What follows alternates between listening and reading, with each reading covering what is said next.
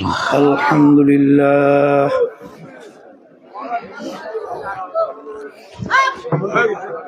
الحمد لله نحمده ونستعينه ونستغفره ونؤمن به ونتوكل عليه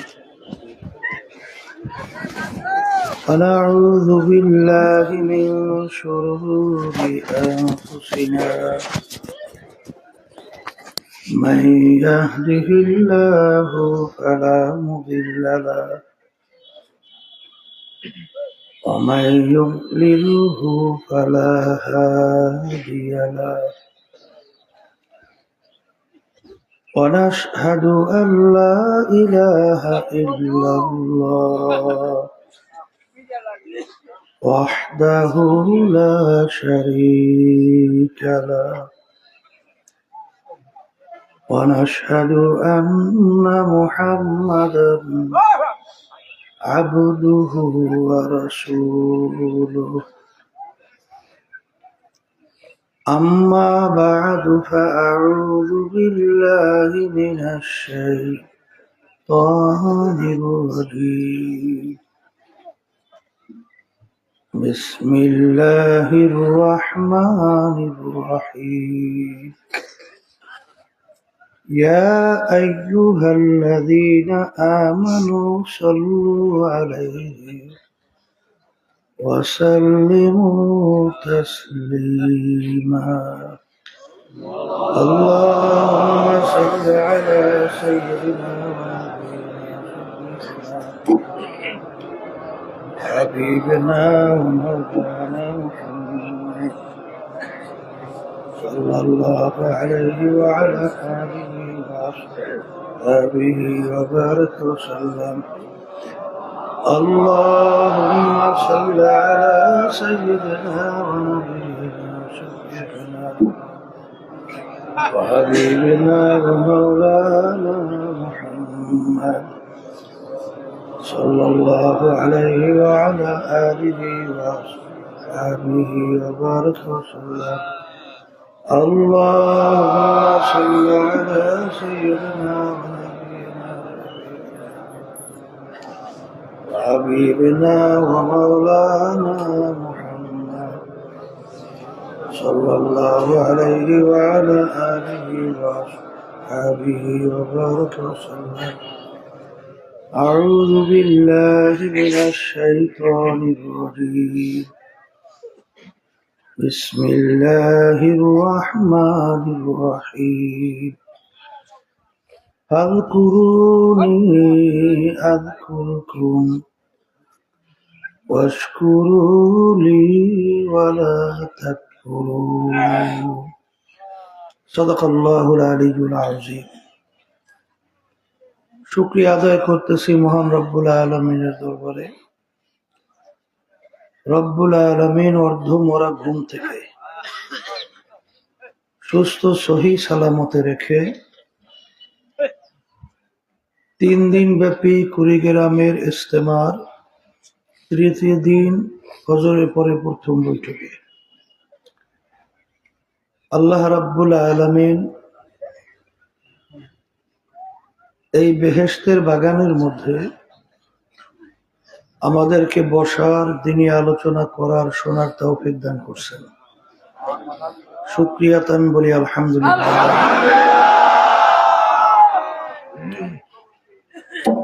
line শাকারতুম লাযীদান্নাকুম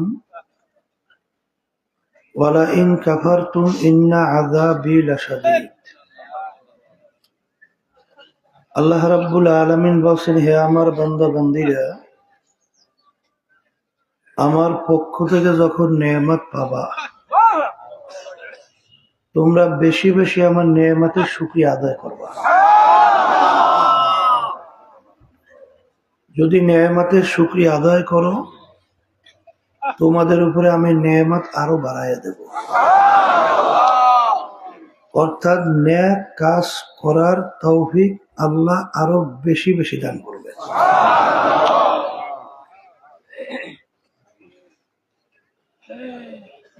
কিয়ামতের ময়দান আল্লাহ রাব্বুল আলামিন বান্দা বান্দির আমলনামা দাঁড়িপাল্লায় দিয়া ওজন দেবে।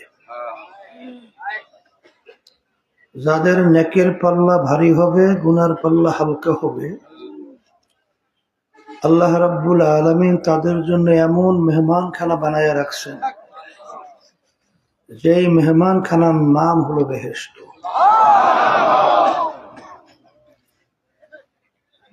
আর নেকের পাল্লা যদি হালকা হয়, গুনার পাল্লা ভারী হয়,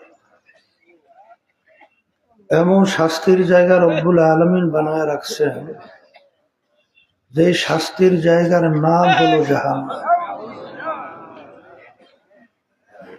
রব্বুল আলামিনের কাছে দোয়া করতে হবে সব সময়, রব্বুল আলামিন আপনি আমাদেরকে ফেরদাউস বেহেশত নসিব করেন, আর জাহান্নাম থেকে আপনি আমাদেরকে মুক্তি দান করেন। এখন বেহেশতে যাওয়ার জন্য, জাহান্নাম থেকে মুক্তি পাওয়ার জন্য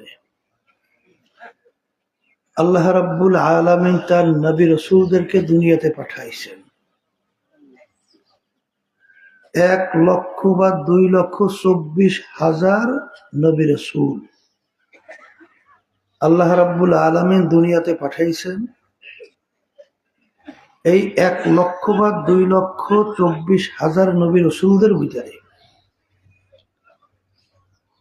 ইতিহাস তালাশ করলে দেখবেন, জীবনে একটা মিথ্যা কথা বলার কোনো প্রমাণ তাদের থেকে নাই। এই জন্য নবীদেরকে বলা হয় মাসুম, নিষ্পাপ।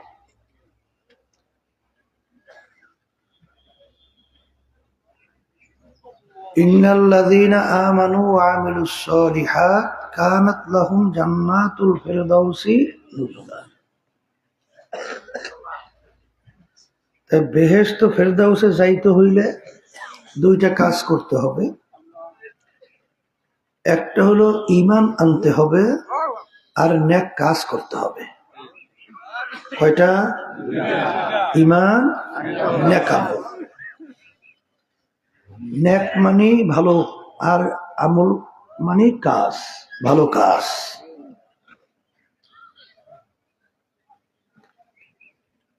ঈমান এবং নেক আমল বাড়াবার জন্যই, ঈমানকে নির্ভেজাল করার জন্যই এই তরিকা। তরিকা শব্দের অর্থ রাস্তা। আল্লাহর ওলিদের ইতিহাস পড়লে দেখবেন, কোরআন এবং হাদিসের থেকে তারা আপনাকে আমাকে ঈমানের ভিতরে নির্ভেজাল মজবুত হওয়ার জন্য এবং নেক আমলের ভিতরে আমাদের মন ঝোঁকার জন্য এবং নেক আমল করতে পারার জন্য এই তরিকার বিভিন্ন ঔষধ আল্লাহর কুতুবরা আপনার আমার জন্য রেখে গেছেন। আমাদের চরমনের যে তরিকা, এই তরিকার নাম হলো সিস্তিয়া সাবিরিয়া তরিকা। এই তরিকার 5টা ঔষধ আল্লাহর কুতুবরা কোরআন এবং হাদিসের ভিতর থেকে আপনার আমার জন্য রেখে গেছেন। আমার দাদাজানের কথা শুনছি, আব্বাজান রহমাতুল্লাহি আলাইহি বলতেন, যারা ঠিক নিয়ম অনুযায়ী এই 5 ঔষধ কিছুদিন পালন করতে পারবে, দেখবা আল্লাহর ফজল ও করমে, আল্লাহর রহমতের উপরে ভরসা করে বলতে পারি, শয়তান এবং নফস আল্লাহর ফজল ও করমে তোমাদেরকে গুনার কাজের কাছেও নিতে পারবে না, এবং দিনার দিন তোমাদের দিল নেকের দিকে ঝুঁকতে থাকবে, আল্লাহর রহমতে গুনার থেকে ফিরতে থাকবে। দাদাজান তো আরো বেশি আবেগ নিয়ে বলতেন, যদি তোমাদের পরিবর্তন না হয় আমাদেরকে গালি দিও। কিন্তু আজ পর্যন্ত আল্লাহর কুতুবদেরকে কেউ গালি দিতে পারছে? পারে নাই। এর ভিতরে 1 নম্বর ঔষধ হলো তরিকার সকাল সন্ধ্যায় আল্লাহর জিকির করা। কি কোরআনুল কারীমের ভিতরে আছে না নাই? আছে। 2 নম্বর হলো আল্লাহর ওলিদের কিতাব পড়া। আর কিতাব পড়ার মাধ্যমে আপনি একজন আলেম হইতে পারবেন। আর আলেম যদি আপনি না হন, কুল্লুকুম হালকা ইল্লাল আলিমুন। ইমাম গজ্জালী রহমাতুল্লাহি আলাইহি লেখছেন, বলছেন যে সবাই ক্ষতিগ্রস্ত ধ্বংসপ্রাপ্ত আলেম ছাড়া। যারা আলেম হবে তারাই মুক্তি পাবে, তারাই কামিয়াব হবে। আবার সমস্ত আলেমই ক্ষতিগ্রস্ত ইল্লাল আমিলুন। এলেম অনুযায়ী যারা আমল করবে তারাই কামিয়াব হবে। সুবহানাল্লাহ। ইবলিস কিন্তু বড় এলেমের অধিকারী ছিল। এলেম শব্দের অর্থ জানা। এলেম শব্দের অর্থ কি? জানা। ইবলিস অনেক জানেন না, পণ্ডিত ছিল না? অনেক জানত। আমাদের দেশের ভিতরে দেখবেন, তাম দুনিয়ার ইতিহাস পড়লে দেখবেন অনেকে জানে ঠিক, কিন্তু জানা অনুযায়ী আমল করে না। এই জন্য তো আল্লাহ রাব্বুল আলামিন কোরআনুল কারীমের ভিতরে বলছেন, কাবুরা মাকতান ইনদাল্লাহি আন তাকুলু মা লা তাফআলুন। আমার কাছে সবচেয়ে ঘৃণিত তুমি নিজে অপরকে আমল করার জন্য বলো, কিন্তু সেই কথা অনুযায়ী তুমি আমল করো না। এই জন্য আল্লাহর ওলিরা সহজে কোনো আলোচনা করতেনই না, বয়ান করতেন ভয় পাইতেন যে মালিক বলি তো, কিন্তু সেই আমল আমার মধ্যে আছে কিনা। আমিও দোয়া চাই, আমিও দোয়া করি, আল্লাহ যেন বলা অনুযায়ী আমাদের ভিতরে আমল তৈরি করে।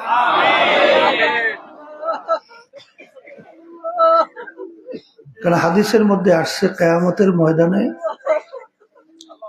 আগুনের কেসে দিয়ে জিভা কাটবে। যারা অন্যকে আমল করার জন্য খুব ভালো ভালো আলোচনা করছে কিন্তু নিজে করে নাই,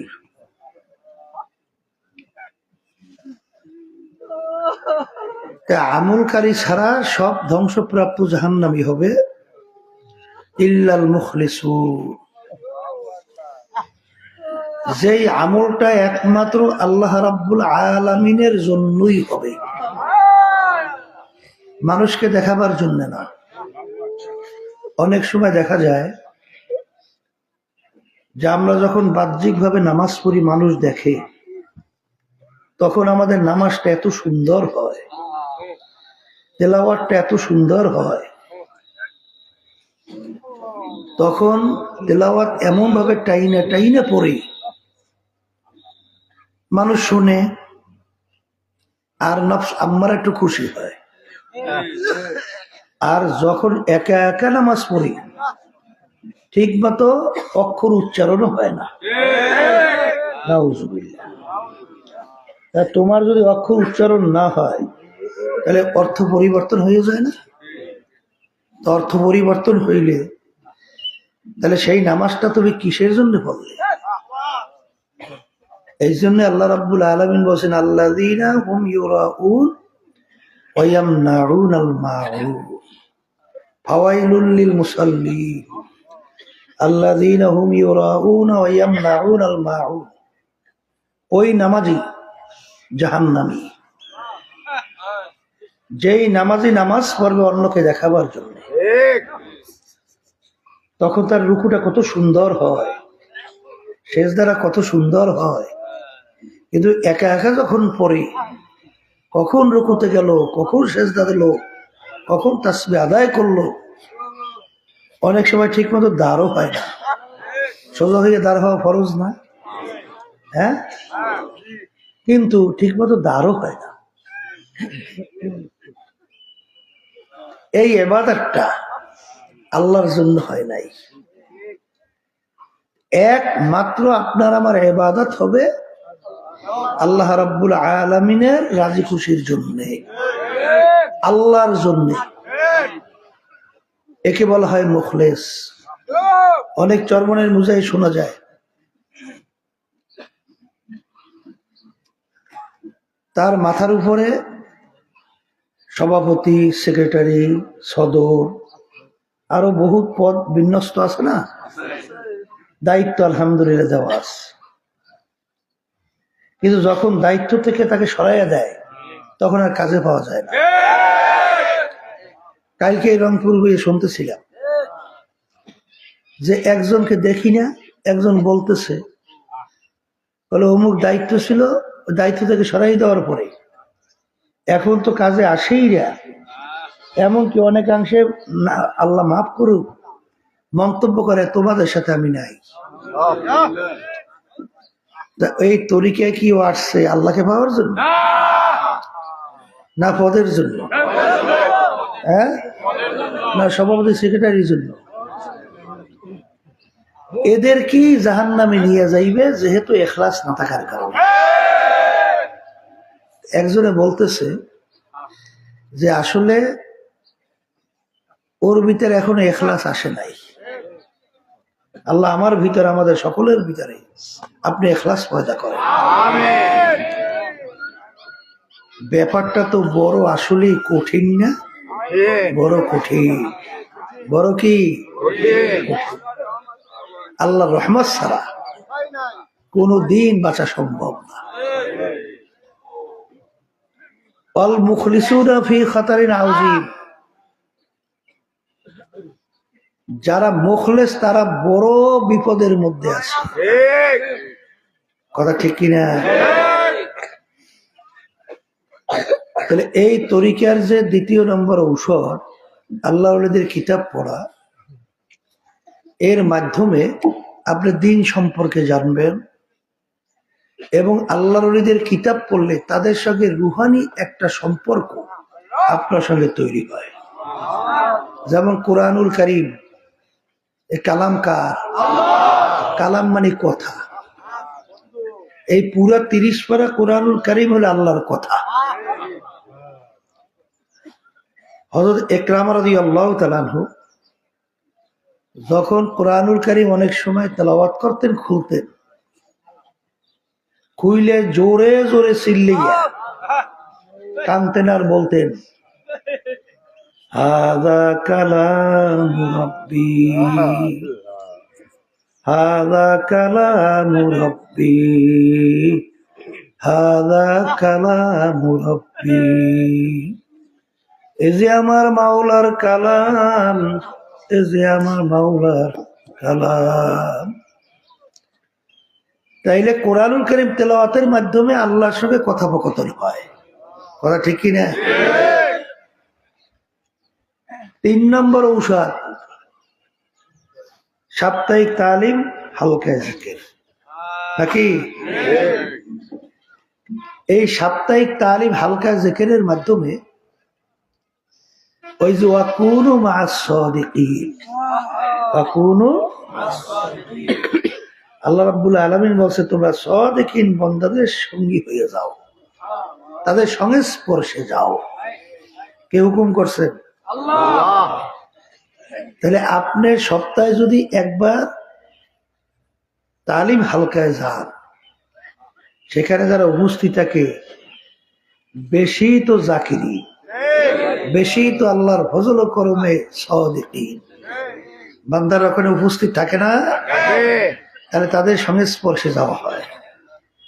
আর তালিমের মধ্যে জরুরি মাসালাগুলো, যেটা দিনের পথে চলার জন্য আপনার আমার ফরজ, ওয়াজিব, সুন্নাত, কোনটা হারাম, কোনটা হালাল, কোনটা মাকরু তাহরিমা, কোনটা মাকরু তানজি, কোনটা ফরজ ইবাদত, কোনটা ওয়াজিব ইবাদত, কোনটা সুন্নাত ইবাদত, এই যে আল্লাহর ফজলে চলার জন্য শিখায় না, আল্লাহ রাসূল সাল্লাল্লাহু আলাইহি ওয়াসাল্লাম কি বলছেন? তলাবুল ইলমে ফারিজাতুন আলা কুল্লি মুসলিম।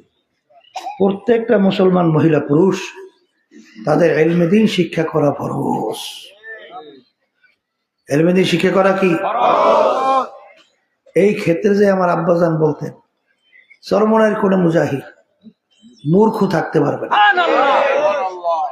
সব আলেম হইতে হবে।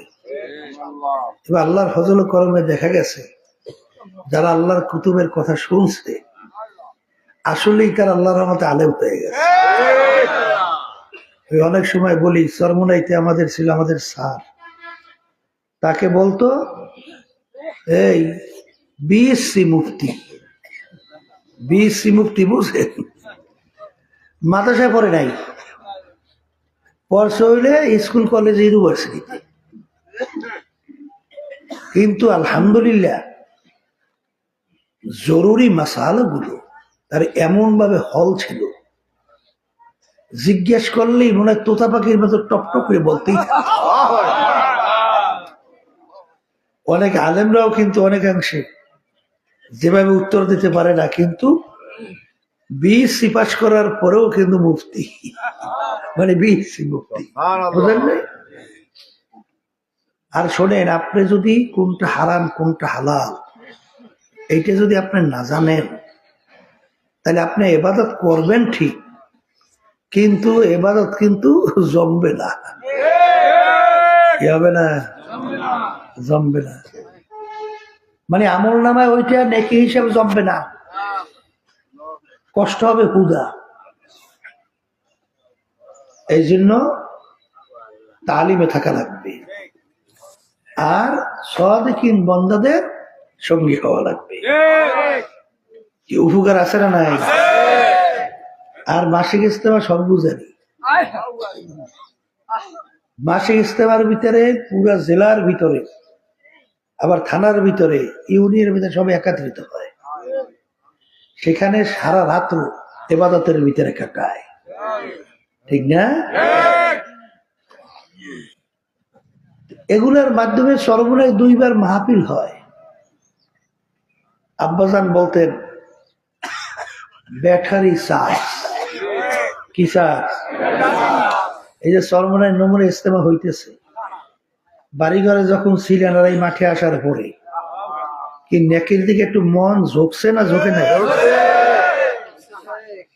আর আল্লাহর ফজল করমে এখানে আসার পরে দেখবেন আপনার আগে নেক কাজ করার ব্যাপারে যে আগ্রহ উদ্দীপনা ছিল, কিন্তু আল্লাহর রহমতে এই মজলিসে আসার পরে দেখবেন আপনার ভিতরে নেক কাজের ব্যাপারে একটা আবেগ উদ্দীপনা বাইরে যাবে। তাই ব্যাটারি চার্জ হয় না? হ্যাঁ, তাহলে এটা দরকার আছে না নাই? এই যে 5টা ঔষধ, এই 5টা ঔষধ মূল উদ্দেশ্য কি বলেন? ঈমানকে নির্ভেজাল মজবুত করা আর নেক আমল বাড়ানো, নেক আমল বাড়ানো। এখন ঈমান যে মজবুত করবেন, এই ঈমান মজবুত করার জন্য বেশি বেশি আল্লাহর জিকির করতে হবে। আর আল্লাহ রাব্বুল আলামিন বলেন, হে আমার বান্দা বান্দিরা, তোমরা যখন আমার স্মরণ করো আমিও তোমাদের স্মরণ করি। তুমি যখন একা একা আমাকে স্মরণ করো, আমি মালিকও তোমাকে একা একা স্মরণ করি। যখন মজলিস মিলাইয়া তুমি স্মরণ করো, তোমরা আমাকে স্মরণ করো, জিকির মানে স্মরণ করা, তখন তোমাদের চেয়ে উত্তম ফেরেশতাদের মজলিস নিয়ে আমি তোমাদেরকে স্মরণ করি। আল্লাহ রাব্বুল আলামিন যদি বান্দা বান্দিকে স্মরণ করে, তাহলে তো আল্লাহর ফজল করব ওই বান্দা বান্দি আল্লাহর খাস কুদরতে নজরের ভিতরে চলে আসে। আর আল্লাহ রাব্বুল আলামিন খাস নজরের ভিতরে যেই বান্দা বান্দি আসবে, তখনই ওই বান্দা বান্দি শয়তান এবং নফস আম্মারার ধোঁকার থেকে আল্লাহর ফজল করমে বাঁচতে পারে এবং বাঁচা সহজ হয়। ঠিক কিনা? লা ইলাহা ইল্লাল্লাহ। আপনি একবার যদি আল্লাহর জিকির করেন লা ইলাহা কমপক্ষে আমল নামায় 4000 নেকি জমা হয়। তাই সকালে বসে আপনি লা ইলাহা ইল্লাল্লাহ 100 বার বললেন, আবার সন্ধ্যায় 100 বার, তাহলে সকালে আমল নামায় নেকি জমা হয়েছে 4 লক্ষ। আবার যখন বিকেলে বসে লা ইলাহা ইল্লাল্লাহ জিকির করছেন আবার কত, 4 লক্ষ। তাই কমপক্ষে 8 লক্ষ নাকি আল্লাহর ফজলে আমল নামায় জমা হবে। কথা ঠিক কিনা? এরপরে তো আপনার কোরআনুল কারীমের ভিতরে আসছে, এক অক্ষর কোরআনুল কারীম বান্দাবান্দি যখন তেলাওয়াত করে তার আমল নামায় 10টা নেকি জমা হয়। আবার ওই একই অক্ষর আরেক ব্যক্তি তেলাওয়াত করলে তার আমল নামার ভিতরে 10 থেকে নেকি বাড়তে বাড়তে 700 পর্যন্ত নেকি জমা হয়। এরপরে ওই একই অক্ষর আরেক আল্লাহর বান্দাবান্দি তেলাওয়াত করব, এই 700 থেকে নেকি বাড়তে বাড়তে কোন গণনা হিসাব ছাড়া আল্লাহ রাব্বুল আলামিন বান্দাবান্দিকে নেকি দান করে। আল্লাহু ইউদাইফু লিমান ইয়াশা। আল্লাহ রাব্বুল আলামিন যেই বান্দাবান্দির প্রতি রাজি খুশি হয়ে যায় ওই বান্দাবান্দিকে এইভাবে তাকে নেকি দান করে। এখন এই নেকি বাড়ে কমে ঈমানের মজবুতির কারণে নেকির সংখ্যাও বাড়ে কমে। আপনার বিশ্বাস যত মজবুত হবে আপনার নেকির পরিমাণও তত বাড়বে। আর দুদুল্যমনা যদি হয় তাহলে কিন্তু নেকির পরিমাণ কমবে। কথা ঠিক কিনা? অনেকে বলে যেরকম বৈশে বৈশে জিকির করা, আওয়াজ করিয়া জিকির করা, মজলিস মিলাইয়া জিকির করা, মসজিদে জিকির করা, এগুলো জায়েজ নাই। বলে না? বলে না? শোনে, আল্লাহ মাফ করুন। জিকির শব্দের অর্থ আল্লাহ স্মরণ করা। আল্লাহর বান্দা বান্দি তো আল্লাহ স্মরণই করবে না শয়তানের? আর স্মরণ করবে আল্লাহর স্মরণ করবে। এখানে আল্লাহর স্মরণ সহ্য করতে পারে না শয়তান। কেন সহ্য করতে পারে না? হাদিসের মধ্যে আসছে, আল্লাহ রাসূল সাল্লাল্লাহু আলাইহি ওয়াসাল্লাম বলেন, আর শয়তানু জাসিউন আলা কলবি বনি আদম ফাইযা যাকারাল্লাহ খানাসা ওয়া ইযা গাফালা ওয়াসওয়াসা। প্রত্যেকটা বনি আদমের কলবের ভিতরে শয়তান মজবুত হইয়া বসে। আমি বলি নাই, কোন আলেম বলে নাই, আল্লাহ রাসূল সাল্লাল্লাহু আলাইহি ওয়াসাল্লাম বলেন প্রত্যেকটা বনি আদম তাদের কলবের ভিতরে শয়তান কি কইরা বসে। এখন এই শয়তান কলব থেকে যদি না সরান, কলবের ভিতরে বসে শয়তান করে কি? ফলে ওয়াসা দেয়, গুনার ভিতরে লিপ্ত করায়। অর্থাৎ শয়তান হলো প্রধানমন্ত্রী আর নফস আম্মারা হলো বাদশাহ। কথা বোঝেন? যেই সরকারের পরামর্শদাতা প্রধানমন্ত্রী যত তীক্ষ্ণ হয়, যত শক্তিশালী হয়, ওই সরকারও তত শক্তিশালী হয়। এই জন্য দেখবেন যুদ্ধের একটা কৌশল আছে। আগে রাজাকে দমন করতে হলে আশপাশের পরামর্শ পর্ষদ ওদেরকে আগে দুর্বল করে, দেখছেন না? এরপরে বাদশাকে ধরে। তাহলে এখানে শয়তান ইবলিস হইল পরামর্শদাতা। এখন এই ইবলিস থাকে কলবের মধ্যেই। ইবলিসকে আপনি পিটাইলে সরবে না, গালি দিলে সরে না, গুলি করলে সরে না। একটা এমন মারণ অস্ত্র আছে, ওই অস্ত্র মারলে শয়তান থাকতে পারে না। আল্লাহ রাসূল সাল্লাল্লাহু আলাইহি ওয়াসাল্লাম বলেন, সেই অস্ত্র হলো আল্লাহর জিকির। সুবহানাল্লাহ। সবাই জোরে বলেন সুবহানাল্লাহ। এখন আল্লাহর বান্দাবান্দি আল্লাহর জিকির করলে কলম থেকে শয়তান কি হয়? ভাগে, সরিয়া যায়। আব্বাজান একটা উদাহরণ দিতেন, আল্লাহু আকবার। পাখির বাসা, তুমি যদি ভাঙিয়ে দাও, পাখিটা কি ছটফট করে না? দেখবেন ওর বাসায় আসার জন্য ও অস্থির হয়ে যায়।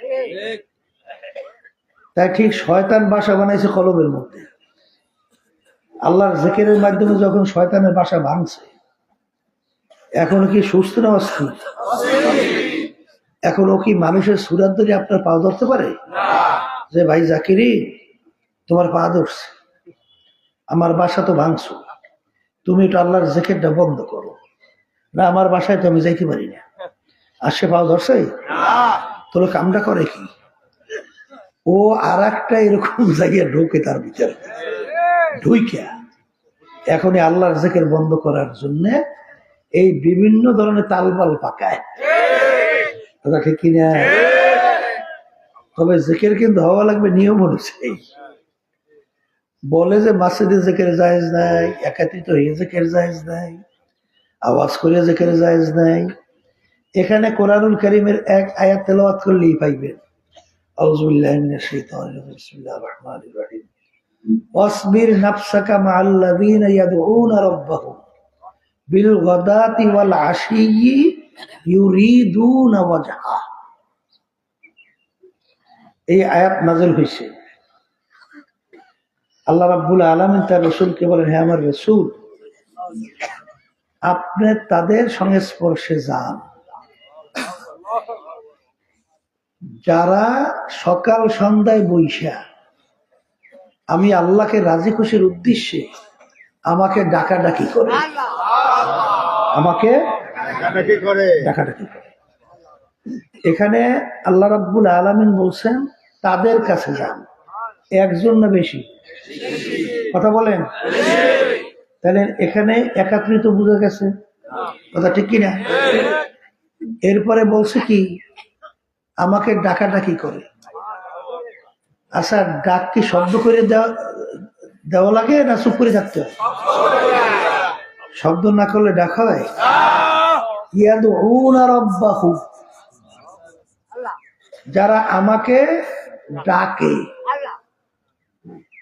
তাহলে আওয়াজ না হলে তো ডাক হয় না। তাহলে বোঝা গেল এখানে আওয়াজের প্রমাণও আছে। আল্লাহ রাসূল সাল্লাল্লাহু আলাইহি ওয়াসাল্লাম মসজিদে নববীর ভিতরে ঢুকলেন, ঢুকে দেন একদল সাহাবায়ে কেরাম বসে বসে আল্লাহর জিকির করতেছে। তাহলে মসজিদের ভিতরে পাওয়া গেছে, এবার একাত্রে পাওয়া গেছে, আবার শব্দ পাওয়া গেছে। তাহলে 13টাই তো প্রমাণিত হয়েছে, ঠিক কিনা? আবার বলে জোরে জিকির করলে রিয়া আসে, বলে না? তাহলে তোমার আস্তে জিকিরের ভিতরে রিয়া তো আরো বেশি হয়েছে। কি বাড়ে কি বাড়ে? আরে না? তাহলে আমরা একটু আওয়াজ করে জিকির করি কেন? একটু আওয়াজ করে জিকির করলে বাহিরের শব্দ শোনা যায় না, অন্য অন্য বিভিন্ন ধরনের খেয়ালটা তেমন আসে না। তখন খেয়ালটা জিকিরের মধ্যেই আল্লাহর রহমতে থাকে। কিন্তু খুব বেশি জোরে চিল্লেই করা যাবে না। সমস্ত ব্যাপারে মধ্যম মধ্যম পন্থাই হইল সবচেয়ে উত্তম। এই জন্য আমার জিকির করব মধ্যম আওয়াজে, কথা ঠিক কিনা? আব্বাজান রহমাতুল্লাহি আলাইহি বলতেন, কামারে দাকাশি বানায় না, কথা কয় না? তাহলে প্রথম কিন্তু হাম্মুর হুম্মুর ফিরে দেখছেন, ওই লোহা কিন্তু আগুনের ভিতর দিয়ে যখন পোড়ায় লাল হয়ে যায়, তখন বড় হাতুড়ি নিয়ে লোহা ঠাস ঠাস ফিরায়, ফিরেই ফিরে যখন সাইজ হয়, দা বানাইবে, কাশি বানাইবে, তখন দেখবেন আস্তে আস্তে টুকুর টুকুর বাড়ি যায়। দেখছেন, তখন জোরে বাড়ি দিলে কিন্তু বিপদ হয়ে যায়। তাহলে তোমার আমার গুনার কারণে হাদিসের মধ্যে আসছে, যখন বান্দাবান্দি একটা গুনার কাজ করে তখন তার কলমের ভিতরে একটা কালো দাগ পড়ে। যদি বান্দাবান্দি তওবা করে, দাগটা আবার উঠে পরিষ্কার হয়ে যায়। যদি সে তওবা না করে আবার গুনাহ করে, আল্লাহ রাসূল সাল্লাল্লাহু আলাইহি ওয়াসাল্লাম বলেন আবার একটা দাগ পড়ে। এরকম দাগ পড়তে পড়তে পড়তে পড়তে ওই কলবটা তখন আর ভালো কলব, সুস্থ কলব থাকে না, ওই কলবটা একটা বেরান্না কলবে পরিণত হয়ে যায়। এই ব্যারাম্য হয়েছে কিসের কারণে? বলে গুনার কারণে। বলেন গুনার কারণে। এখন কলব পরিষ্কার করা লাগবে না? কেমনে করবেন? আল্লাহ রাসূল সাল্লাল্লাহু আলাইহি ওয়াসাল্লাম বলেন, লিকুল্লি শাইইন সিকালা ওয়া সিকালাতুল কুলুবি যিকরুল্লাহ। সুবহানাল্লাহ। আল্লাহ রাসূল সাল্লাল্লাহু আলাইহি ওয়াসাল্লাম বলেন, প্রত্যেকটা জিনিস অপরিষ্কার হইলে, ময়লা হইলে পরিষ্কার করার যন্ত্র হাতিয়ার আছে না? জামার ভিতরে ময়লা হলে সাবান মারে, রডের ভিতরে জং পড়লে র‍্যাক মারে।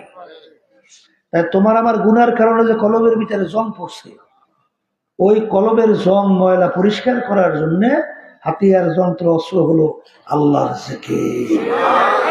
সবাই বলি সুবহানাল্লাহ। যত ঝামেলা খেলে আল্লাহর জিকিরের মধ্যেই ঠিক না?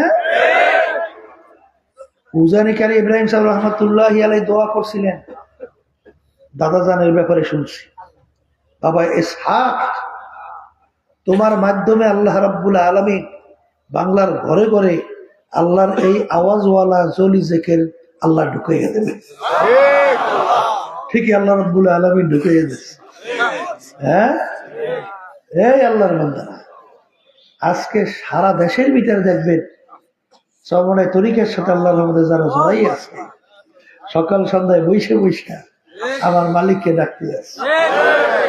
হ্যাঁ, এই আমাদের পাশে ঘুমাই গেছে ঘুঘু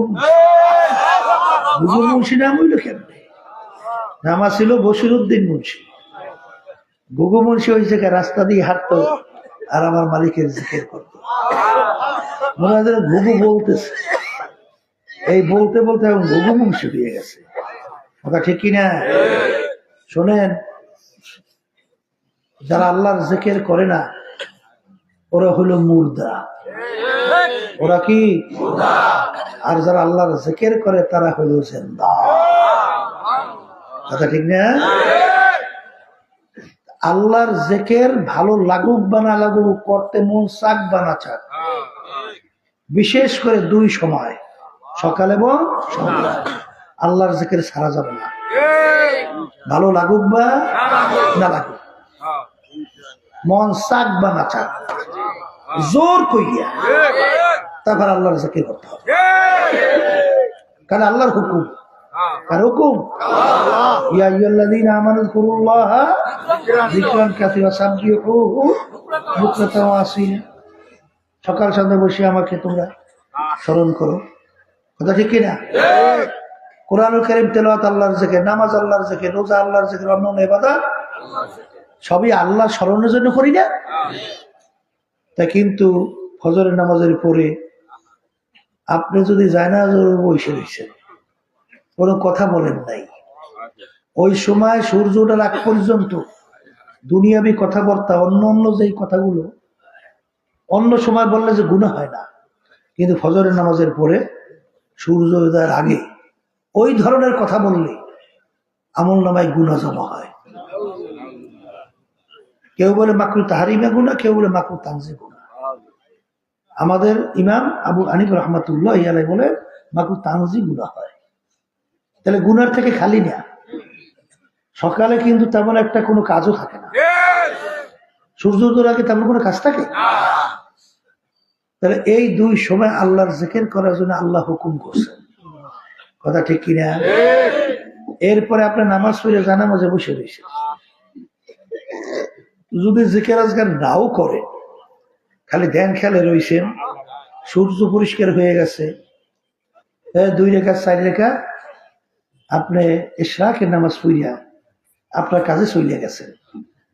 হাদিসের ভিতরে আল্লাহ রাসূল সাল্লাল্লাহু আলাইহি ওয়াসাল্লাম বলেন যে একটা কবুল হজ, একটা কবুল উমরার সওয়াব আল্লাহ বান্দা বান্দির আমল নামায় দান করবে। আর যদি বসে বসে 100 বার সুবহানাল্লাহ, 100 বার আলহামদুলিল্লাহ, 100 বার আল্লাহু আকবার, 100 বার লা ইলাহা ইল্লাল্লাহ এই জিকির করতে পারে, ইশরাক নামাজ পড়ে যদি চলে যাইতে পারে, 100 কবুল হজ, 100 কবুল উমরার সওয়াব আল্লাহ আমাদের দান করবে। আমাদের দরকার কি? সওয়াবের দরকার। কথা বলে না? কি দরকার? নেকের দরকার। তাহলে বসে আল্লাহর জিকির করলে সওয়াব না গুনাহ হয়? হ্যাঁ, তাহলে এখানে আল্লাহর জিকির করতে বাধা দেয় শয়তান। কি বাধা দেয়? আমি বলছি না, আল্লাহ বলছেন আল্লাযী ইউওয়াসওয়িসু ফী সুদুরিন নাস মিনাল জিন্নাতি ওয়ান নাস। জিন শয়তান বান্দা বান্দাকে ধোঁকা দিয়ে গুনাহের ভিতরে লিপ্ত করায়। আর শয়তান আমাদের শত্রু না? তাহলে আল্লাহ রাব্বুল আলামিন কি বলছেন?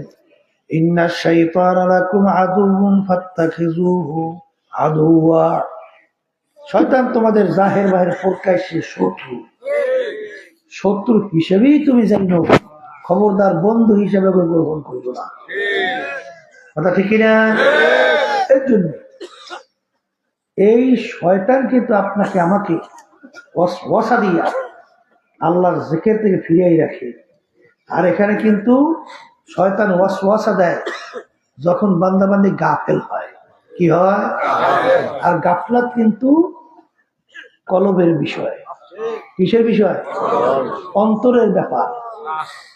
যেমন একটা উদাহরণ, যে আপনার সন্তান এমন অসুস্থ, ডাক্তার বলতেছে এই সময়ের ভিতরে এই ওষুধটা লাগবে, নাহলে আল্লাহ মাফ করুক যে কোনো মুহূর্তে অ্যাক্সিডেন্ট হইতে পারে।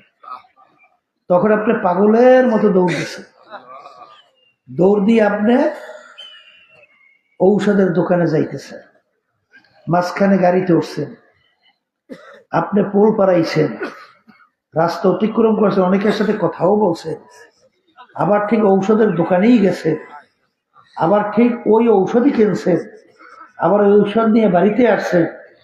বলেন যে আপনি মাঝখানে এতগুলো কাজ করছেন, এর ভিতরে এক মুহূর্তের জন্য আপনার সন্তানের কথা বলছেন কি?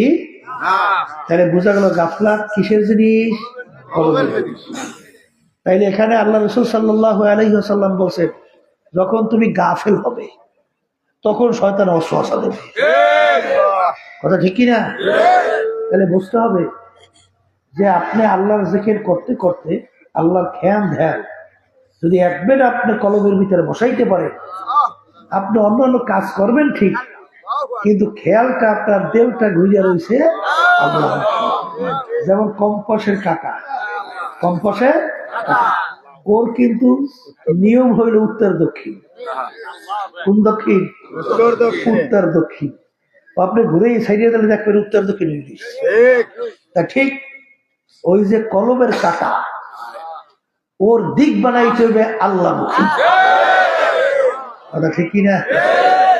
এই আল্লাহমুখী যখন আপনি বানাইতে পারবে, আপনি সব কাজই করবে। কিন্তু ওই রহমতুল্লাহি আলাই শোনেন না, দাদা রহমতুল্লাহি আলাই দাওয়াত দিচ্ছে সর্বনাই। এখন উজানিকারী ইব্রাহিম সাহেব রহমতুল্লাহি আলাই তিনি খানা খাইতেছে, প্রায় অর্ধেক মতো খাওয়া হয়ে গেছে। এখন প্রায় অর্ধেক খাওয়ার পরে বলতেছে, বাবা এসা তুমি আমাকে কি দিয়ে খাওয়াইতে? বলে হুজুর কোরমা পোলাও। ইন্না লিল্লাহ, বাবা আমি তো কোরমা পোলাও খাইতে পারি না, আমি অসুস্থ হয়ে পড়ি। বাবা তুমি কি করলা? দেখেন কেমন কথা, খানা ফেরে অর্ধেক শেষ, তখন কি দিয়ে খাওয়াইতে? তাহলে কোরমা পোলাও। ইন্না লিল্লাহ, বাবা আমি তো খাই না। হে আল্লাহর বান্দারা, শুনলে মনে হয় যেন কেমন অস্থির পাগলামি মনে হয় না? আসলেই তো পাগলাম। কথা ঠিক কিনা? তাইলে ঘড়ির কাটা দেলের কাটা কোন দিকে? তাই বন্দাবান্দির সবসময় কাটা যদি থাকে আল্লাহ মুখী, তখন ওই বন্দাবান্দিকে শয়তান ওয়াসওয়াসা ধোঁকা দিতে। আর এই দিলের কাটা আল্লাহ মুখী করার জন্য বেশি বেশি আল্লাহর জিকির করতে হবে, বেশি বেশি। কথা ঠিক কিনা? কারণ কি, ইঞ্জিন কিন্তু সহজে স্টার্ট হয় না, কিন্তু একবার যদি স্টার্ট করা যায় ওই নিজে চলে সবগুলোই ঢুকবে। জিহ্বা সহজে আল্লাহর জিকিরে চালু কিছু চায় না, কিন্তু আল্লাহর জিকির করতে করতে করতে করতে করতে করতে করতে করতে একসময় দেখবেন যে আল্লাহর ফজল করে আপনার খেয়াল নাই, ঘুমিয়ে রয়েছে, তখন দেখবেন জিহ্বাটা অটো আল্লাহর জিকিরে চলতেছে। আম্মাজানের কাছে শুনছিলাম, আব্বাজান কথা বলছিলেন, আব্বাজান রহমাতুল্লাহ আলাইহির কথা আম্মাজান বলতেছিলেন যে যাইয়া দেখি তোর আব্বা ঘুমাইতেছে, নাক টাই না শব্দ হইতেছে, কিন্তু তাকাইয়ে দেখি জিব্বাটা আল্লাহর জিকির উঠতেছে না, উঠতেছে না। কথা ঠিক না? আর এই হালাত পয়দা হওয়ার জন্য শর্ত হইল গুনার কাজ ছাড়তে হবে, হালাল যে খাইতে হবে, নাহলে কিন্তু কলব কিন্তু চক্ষু খুলতে চায় না, খুলবেও না। তুমি সুদ খাবা, ঘুষ খাবা, তুমি মিথ্যা বলবা, পরে মাল ঠকাবা, আর তোমার কলমের ভিতরে চক্ষু খুলবে, কলম জারি হবে, পাইছো কোথায়? কোনোদিন সম্ভব না। কিন্তু যখন আল্লাহর ফজলে করবে সব গুনাহ ছাইরা, যখন নাকি তুমি একটু মেহনত করবা, দেখবা আল্লাহর ফজলে করবে, দেখবা তোমার কলমের চক্ষু আল্লাহ খুলে দেবে, কলমের ভিতরে আমার মালিকের জিকির জারি হয়ে যাবে। এই জন্য প্রথম শর্ত হলো গুনাহ ছাড়তে হবে। গুনাহ ছাড়া এলেমের নূর ঢোকে না। শাফি রহমাতুল্লাহ আলাইহি তার ওস্তাদের কাছে বলছিলেন, ফকির রহমাতুল্লাহ আলাইহির কাছে, শাকাউতু ইলা ওয়াকিন বিসুই হিফজি ফাউসানি ইলা তারকিল মাআসি ফাইন্নাল ইলমা নূরুম মিন নূর ইলাহি ওয়া নূরুল্লাহি লা ইউকাবিল আসি।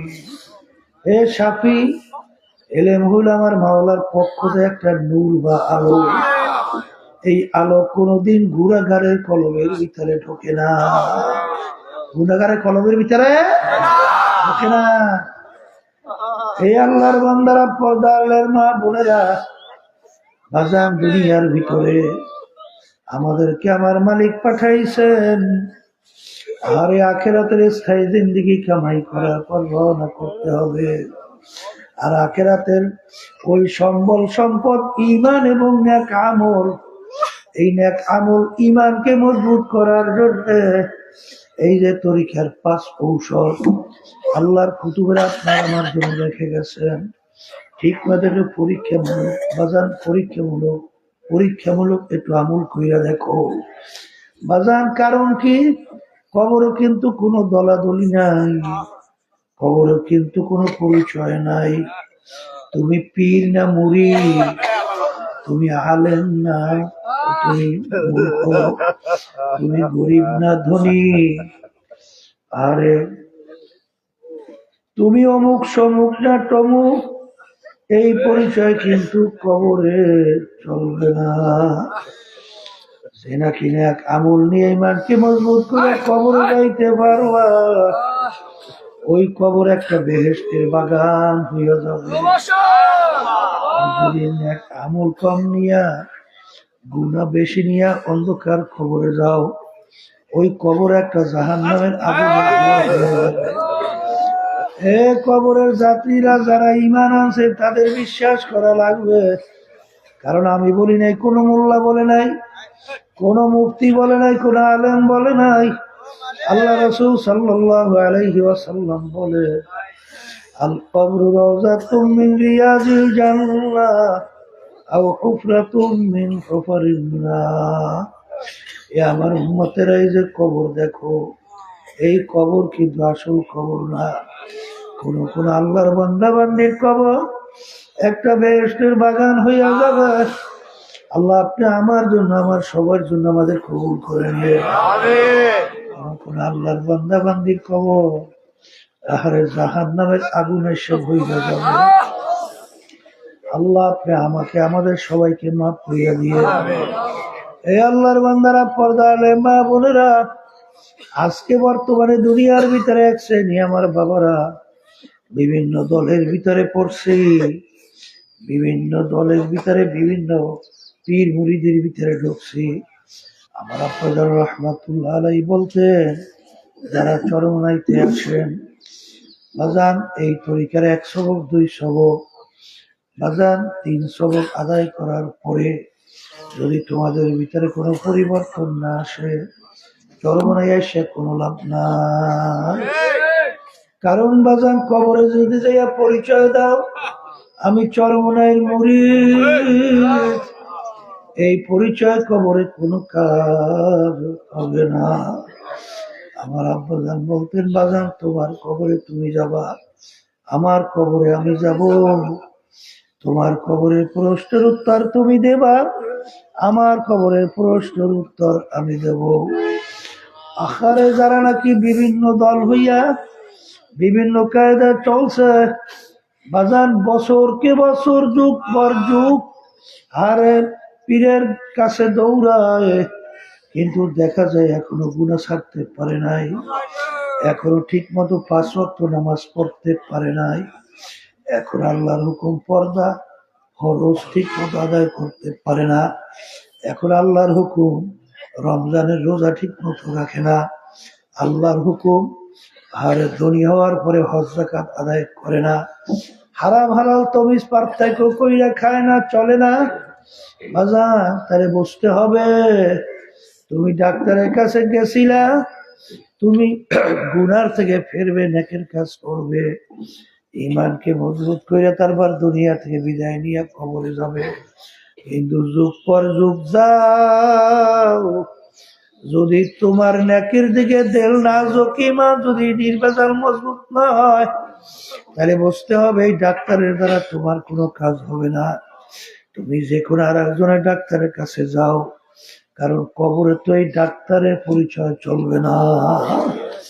এই জন্য আমার বাজানদেরকে বলবো, বাজান যারা পর্দা আলে শুনতেছেন, আমার মা বোনেরা, ভালো করে মনকে বুঝাও, এই আজকে ঠান্ডার ভিতরে ইস্তেমার মাঠে কেন বইসা রয়েছি?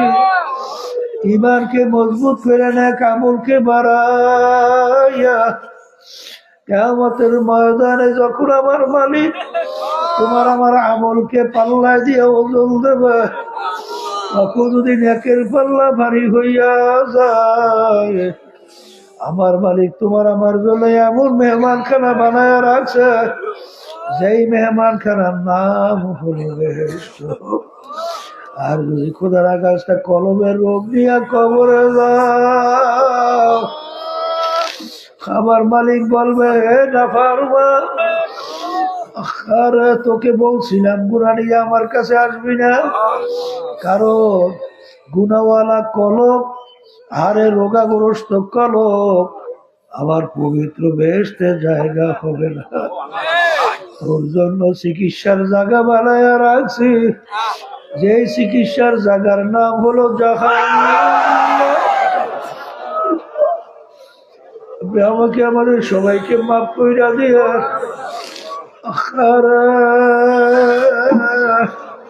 কেউ যদি এক ওয়াক্ত নামাজ পড়বে, পড়তে বলতে বলতে অন্য ওয়াক্ত আইসা গেছে, কেউ যদি এক ওয়াক্তের নামাজ দিয়ে অন্য ওয়াক্তে কাজা কইরা পড়ে, এই অপরাধের জন্য, এই রোগের জন্য ওই জাহান্নামের ভিতরে জাহান্নামের আগুনে জ্বলতে হবে 2,88,00,000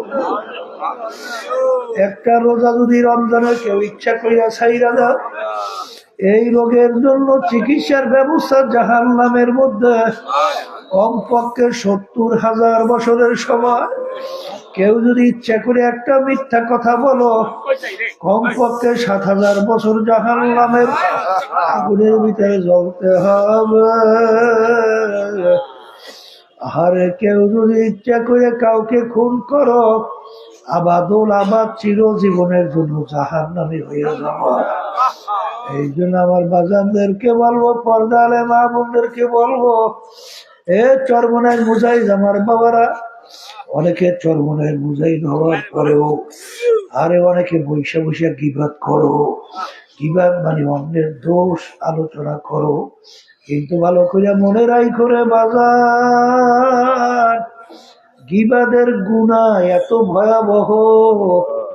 আল্লাহর হাবিব বলেন, তোমার মরা ভাইয়ের গোশত তোমার কাছে পছন্দ না অপছন্দ, বলে অপছন্দের কোনো শেষ নাই, ঠিক গীবাদও তোমার মরা ভাইয়ের গোশত খাওয়ার মতো। বাজার আমার নিজের দোষের কোনো শেষ নাই, নিজের দোষের দিকে তাকাও, এরপরে নিজের দোষ সারার চেষ্টা করো, এ কপাল পোড়া কিসের দিনের বুঝ পাইছো, কিসের চরমনের তরিকার সাথে জড়াইছো? অন্যের দোষ আলোচনা করতে তোর কাছে ভালো লাগে, তোর কপাল পড়ছে।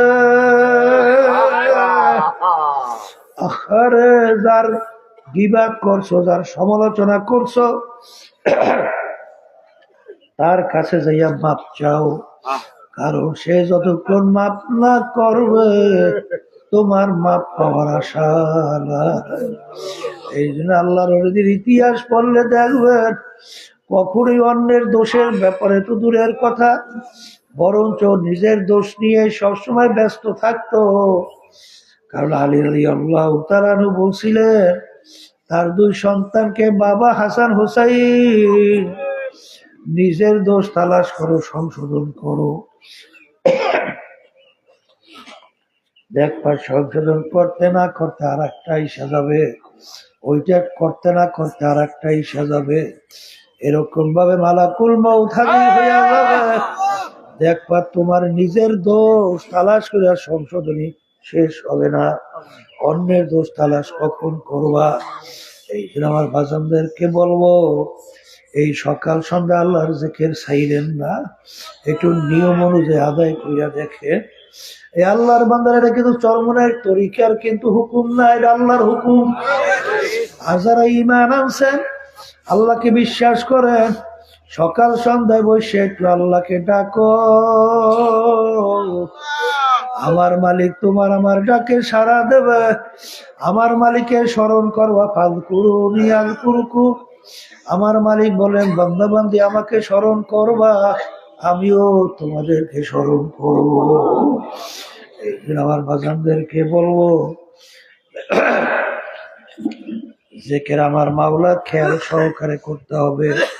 অনেকে জিকির করে খেয়াল থাকে না, যখন লা ইলাহা ইল্লাল্লাহ জিকির করব, আল্লাহ বাদে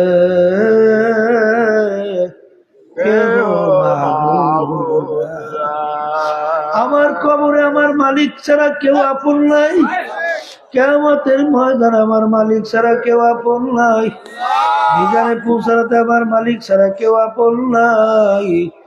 আল্লাহ বাদে কেহ মাবুদ আর তামান্না दिल से रुखसत हो गई, अब तो आज़ाद, अब तो खिलवत आ गई। জাকিরিন যখন কবরে যাবে, আখরে যখন মুনকার নাকি সওয়াল করবে, মান রব্বুকা ওয়া মা দীনুকা ওয়া মান নাবিয়ুকা, তখন জাকিরিন বলবে, হে ফেরেশতারা, আমার মালিক ছাড়া তো আমি কিছু বুঝি না, হাসছি চলছি ঘুমাইছি, আমার মালিককে নিয়ে ঘুমাইছি। আখারে আমার মালিক বলে, বান্দা যখন তুমি একা থাকো, মনে করো না আমি একা, তোমার সঙ্গে আর একজন আছে, সে আমি আল্লাহ। যখন দুইজন মনে করো আর একজন আছে, তিনজন আমি আল্লাহ। এইভাবে যখন স্মরণ করছি, এখন তুমি বলো, মান রব্বুকা, তোমার রবকে। ও ফেরেশতারা, আমার রব হলো রব্বি আল্লাহ, আমার রব আল্লাহ। আল্লাহ, এইভাবে খেয়াল সহকারে আমার মাওলার জিকির করো। যখন জিকির করবা, ইল্লাল্লাহ, বান্ধবে দুই আঙ্গুল সে কলম, মাওলার নূর থাকবার জায়গা, আমার কলমে আল্লাহই আছে। যখন জিকির করবা আল্লাহ, খেয়াল করবা না কেবল কবরের মাঝখানে ঠালা জায়গা, আমার মালিক তাকাইয়া তাকাইয়া বলে, বান্দা আমাকে ওলাও খা। লা ইলাহা ইল্লাল্লাহ, লা ইলাহা ইল্লাল্লাহ, লা ইলাহা ইল্লাল্লাহ, লা ইলাহা ইল্লাল্লাহ, লা ইলাহা ইল্লাল্লাহ, লা ইলাহা ইল্লাল্লাহ, লা ইলাহা ইল্লাল্লাহ, লা ইলাহা ইল্লাল্লাহ, লা ইলাহা ইল্লাল্লাহ, লা ইলাহা ইল্লাল্লাহ,